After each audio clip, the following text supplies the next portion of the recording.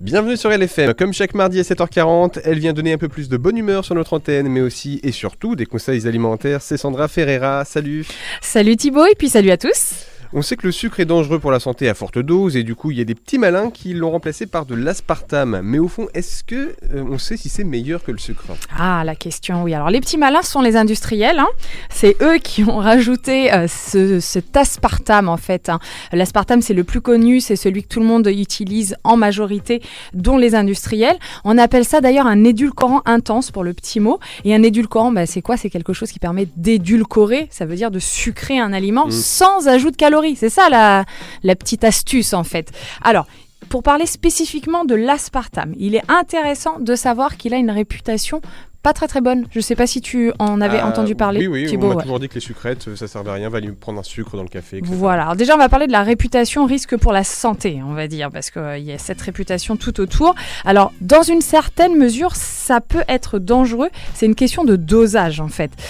Il faut savoir que pour chaque aliment, enfin pour chaque additif, il existe ce qu'on appelle une DJA, c'est-à-dire une dose journalière admissible. En gros, c'est une dose, ça correspond à la quantité d'un additif que l'on peut consommer tous les jours de sa vie sans risque pour la santé. Et pour ce qui est de l'aspartame, alors je veux vous donner des petits chiffres alors qui vont pas vous servir ceux-là. Bon, c'est 40 mg par kilo de poids corporel. Bon, ça c'est un peu technique. Ouais. Ça correspond à quoi ? Donc là, je vous donne du concret. Ça correspond à la consommation chaque jour de 95 sucrètes. Donc c'est quand même pas mal, ou 33 canettes de soda light pour une personne de 60 kg. C'est-à-dire qu'au-delà de cette quantité, ça devient dangereux. Moi, je suis au-dessus, moi. De quoi ? De 95 sucrètes ou Tu m'as fait peur, là. Mais bon, donc c'est impossible, en fait. C'est plutôt rassurant, voilà, ouais. C'est plutôt rassurant. Il y a plusieurs études qui ont été menées chez les adultes et les enfants et on n'atteint pas, même chez le diabétique qui a tendance à en consommer beaucoup, on n'atteint pas on est à 40% de cette dose journalière admissible. Donc ça va plutôt, c'est plutôt rassurant. Malgré tout, moi, la diététicienne que je suis, je préfère que vous preniez du vrai sucre qu'un édulcorant. Voilà. D'accord.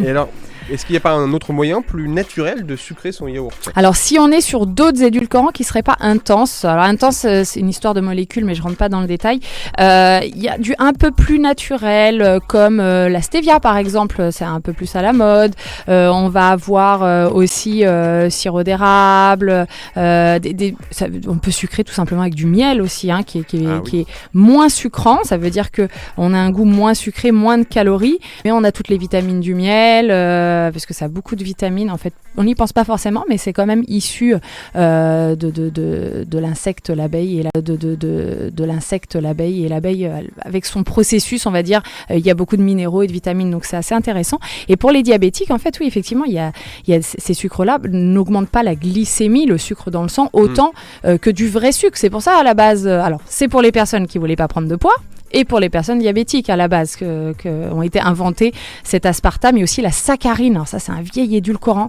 Si vous regardez sur les emballages, c'est inscrit. C'est vraiment, la saccharine elle est vraiment moins bonne pour la santé quand même.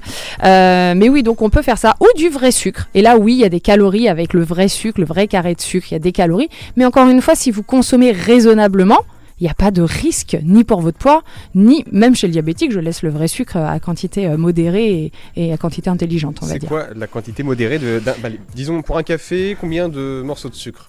Moins d'un, j'imagine. Eh ben, on peut même pas raisonner pour un café. En fait, c'est sur la journée globalement. Ouais. Donc, qu'est-ce qui est raisonnable ? En fait, si on parle de chiffres, c'est 10% de son énergie de la journée. Alors, 10%, ça correspond en moyenne à 50 grammes. Ça dépend du poids, de la taille. 50 grammes, ça correspond à 10 morceaux de sucre.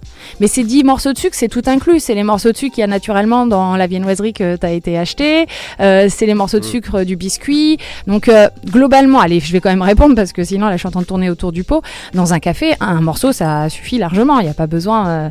faut faire du café avec un peu de sucre, pas du sucre au café. Voilà. D'accord. Et puis après, pas prendre 20 cafés dans la journée non plus. Ah oui, ça aussi, c'est pas bête. Ça sent le vécu, non ? Oui, tout à fait. Merci Sandra pour ces précieuses infos. On peut te contacter sur sandra-ferreira.com. Et sinon, on te retrouve la semaine prochaine, donc à mardi. À mardi. Le retour du son tout de suite. Merci d'écouter LFM. LFM Radio 95.5.